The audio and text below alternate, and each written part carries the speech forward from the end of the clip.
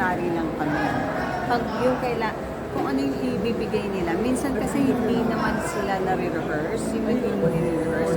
Pag during the take, meron silang ibang ibibigay sa'yo or ibabato na emotion na mas nagiging realistic, mas nagiging truthful.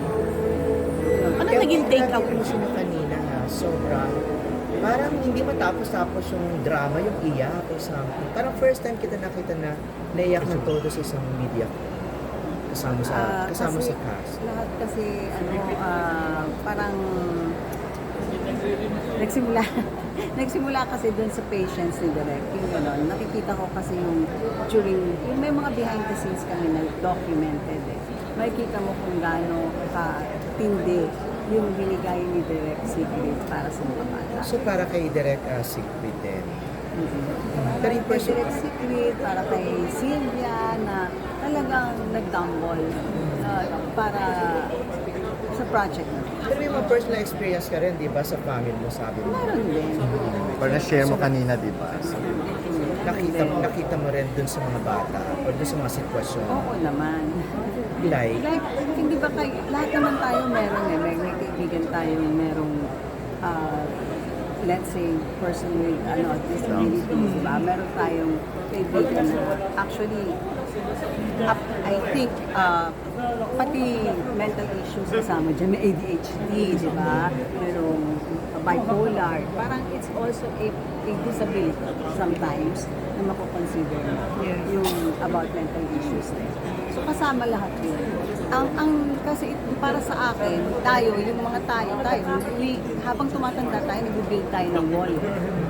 But ito, kasi because of their pureness, nababasag nila yung wall nila. talaga nagkakaroon ka rin ng wall ngayon. Siyempre tayong lahat naman Like, meron. paano wall? Ba't ikaw, wala kang wall? Meron din, no? Pero iba kasi yung wall ninyo sa wall namin. Hindi. Oy, sus, Hindi, ibig sabihin, iba kasi lang ng wall. hindi Pare-pareho. Tayo na habang tumatanda, nagkakaroon tayo ng parang siniseparate natin, nag-build tayo ng wall sa mga tao. Diba? Yun ang point ko, yung pakikitungo natin sa mga tao, may wall na kagad tayo siniset up. Pero sa kanila kasi wala, nababasag yun. So hindi ka ngayon nagkakaroon ng kahit na inhibitions or itatago kasi nga they're very open and very pure.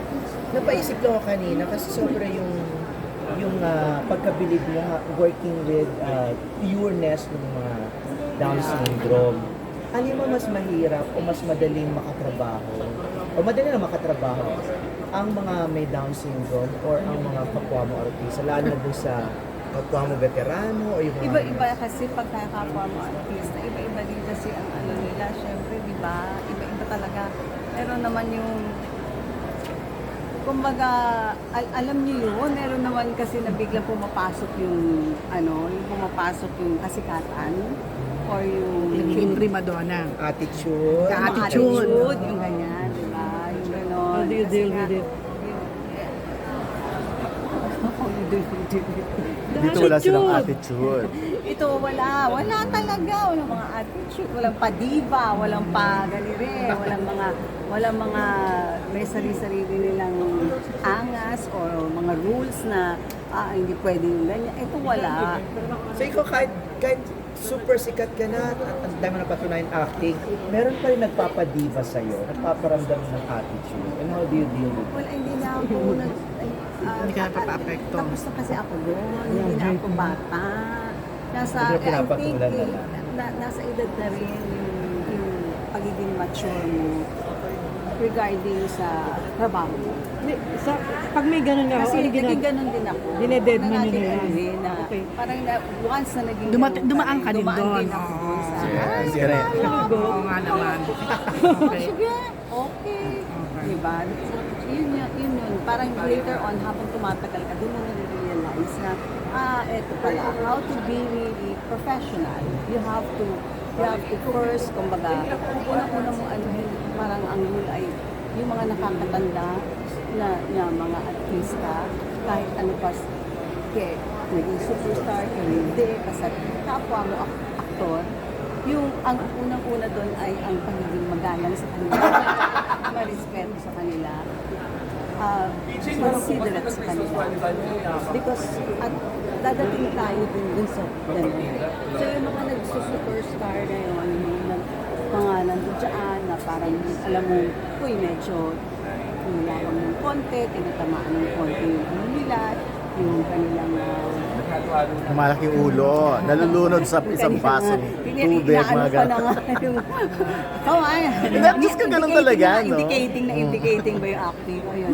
Yung ganon, di ba? Siyempre, parang iintindihin mo na. Ngayon, parang iintindihin mo na. Kasi nga, nandun ka na sa mature level of acceptance ng pagiging sa profession mo. Unless maapekto ng trabaho. Kahit na. Parang Iba pag-apektado naman na yun. naman yung trabaho. Ba, nagdidiva-diva, ayaw lumabas ng kwarto. Waiting si actually, Lorna. Hindi na yung artista ang ano nun yun. Production na dapat. Production na, yung producer, yung director, sila na yung lumalaban. So, hindi ka na mag-isip na.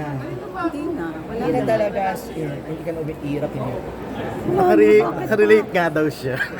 Napagdaanan din niya. Been there, done that, LD, sabi niya. LD, maiba lang ako. Uy, hindi naman ganun Pero hindi, kapindi. Matitindi yun yung nga, iba ngayon ha. kaya ngayon ang tanong ko, Talaga, anong katulad pinaka-diva mo? Ayoko na. Pinaka-worst Tama na, diva?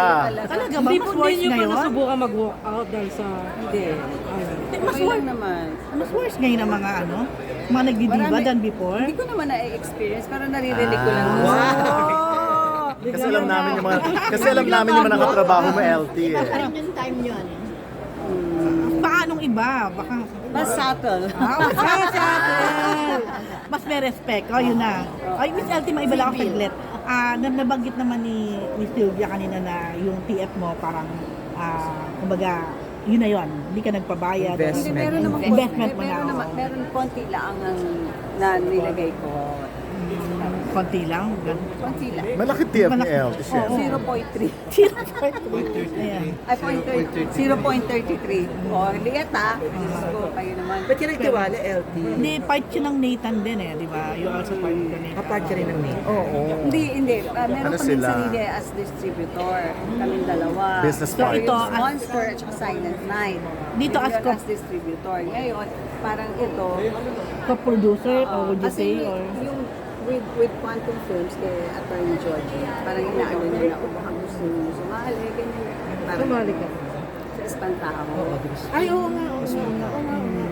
Matter ba? So, si Judy Ann ang ano, yung Yeah. purple, Oo, tama, bunny, tama. purple bunny, purple bunny, So, okay naman ang balik ng investment. Hindi, ito ngayon, Doon sa Espantaho, okay naman. I think okay naman siya with sila ni Judy anong time na yun kasi sabi ko wag muna. Hindi. Tapos, Tapos Okay. dito with Sylvia yun. Last na po ako, anong take away nyo dito after doing this film? Take away. Naging take away mo. Ang take away nito is sana talaga tangkilikin at maging mapapanood ng marami. And hindi lang naman, marami kasing plan si Sylvia na hindi lang dito. Kasi maraming pwedeng makakita sa iba pang, kasi sila yung Nathan, sila yung talagang unang-una naman din sila, hindi dito eh, sa mga festivals sa abroad. Diba? So tapos, aside from that, yung meron din kasing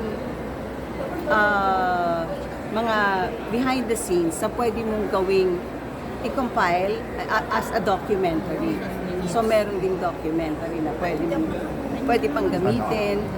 Tapos pwede rin maging series kasi pag talagang sinama mo yung lahat ng kabuuan ng script, pwede siyang pwedeng gawing series than a movie. Okay. Okay, Lorna, hindi ka nang iwan ng kaibigan. Ayun, anong sundan ko yun? ka nang iwan ng Paano kaibigan nyo na binigay mention ang kanina. suporta ninyo during the time na may pinagdadaanan, of course, ang pamilya at Aide? Ano naman kasi, depende naman kasi sa pakikipagkaibigan.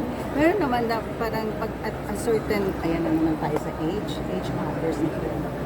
Pag kasi parang, di ba, pag tumatanda ka na, nililimit mo na yung kaibigan mo. Sino yung kasama mo ng matagal, yun yung parang alam mo na tried and tested na. So yun yung mga parang andyan ka. Dahil nandun din sila nung time na parang bagsak ka. LT, Thank you. kanina na parang hindi na importante sa inyong mga artista na iba yung level ngayon, award-winning, sumikat. Tumbukin mo na, Lamig ba ngayon? may love life ba? May love life ba kayo? May love life ba? May jowa? May malamig? Malamig. Hindi, pumapayak lang. Hindi talaga kasi kailangan mag-maintain. May love life ba? Kailangan maraming trabaho. May love life ba? Marami.